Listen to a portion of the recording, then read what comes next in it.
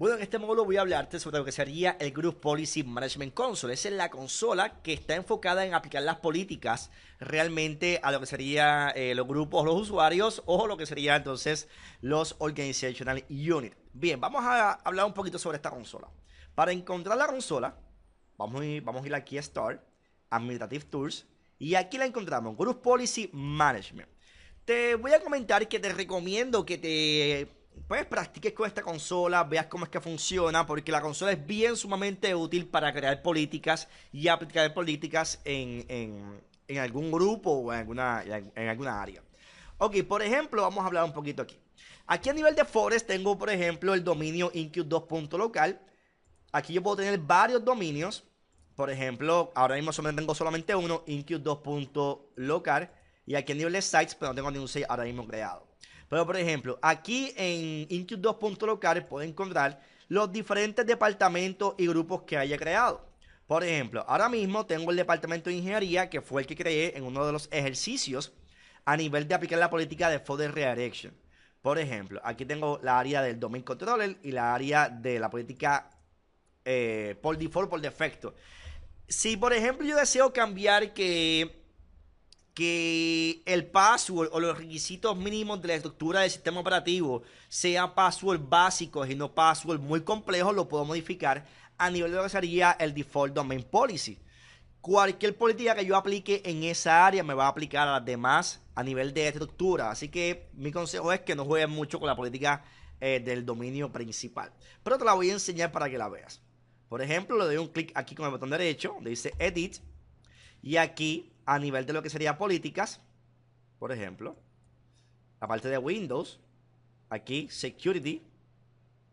Bien, a nivel de Security, si observas esto, a nivel de Computer Configuration, Policies, Windows Settings, Security Settings, aquí donde dice Account Policies, ok, el Password Policy, dice, ok, mínimo 7 caracteres. Ok.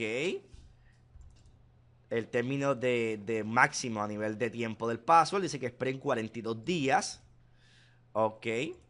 Aquí en esta parte que cumpla con los requisitos. Aquí te dice exactamente cuáles son los requisitos. Ok. Lowercase, letras mayúsculas, minúsculas, dígitos. Bien. Esto realmente te lo digo que es bien importante que lo conozcas. Los passwords deben ser normalmente complejos, no puedes colocar passwords básicos o fáciles de recordar en un sistema porque alguien los puede descubrir. Pero cuando vamos a un ambiente empresarial, tenemos eh, eh, el detalle de que hay muchos usuarios que no se recuerdan del password, lo van a escribir, lo van a pegar aquí en el monitor y a nivel de seguridad pues no es muy efectivo.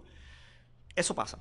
La realidad es que pasa en el mundo empresarial, pasa mucho y hay muchos usuarios que simplemente se le dan un password complejo, los vas a ver los passwords en su escritorio, en un papelito, o todo el mundo en el departamento va a conocer el password de esa persona. Así que realmente este es el área a nivel de lo que es el lockout de las cuentas, lo vas a ver aquí, a nivel de políticas, a nivel de Kerberos. Aquí podemos encontrar muchas cosas sobre el Group Policy Management Editor, a nivel de lo que sería el Group Policy aquí. En políticas de usuario, pues también tenemos muchas. Por ejemplo, áreas administrativas. En All Settings tenemos 1332. Bueno, en fin, son muchas políticas que puedes trabajar. Importante, yo te recomiendo que veas las políticas, prepares una máquina virtual y empieces a aplicar políticas para que veas lo que hacen. De nada sirve que tengas entonces el Group Policy Management Console y no lo utilices y no apliques políticas. El truco consiste en aplicar políticas. Comento que no todas las políticas te explico. Hay políticas que no están aquí, que usted puede bajarlas de internet. Usted puede escribir, por ejemplo, Group Policy Script en Google y puedes bajar políticas a nivel de script que puedes aplicar que son políticas más customizadas. Por ejemplo, cambiarle el nombre o el departamento a los usuarios. Crear, por ejemplo, folders compartidos, Map Drive, seguridad adicionales que no aparecen en esta lista.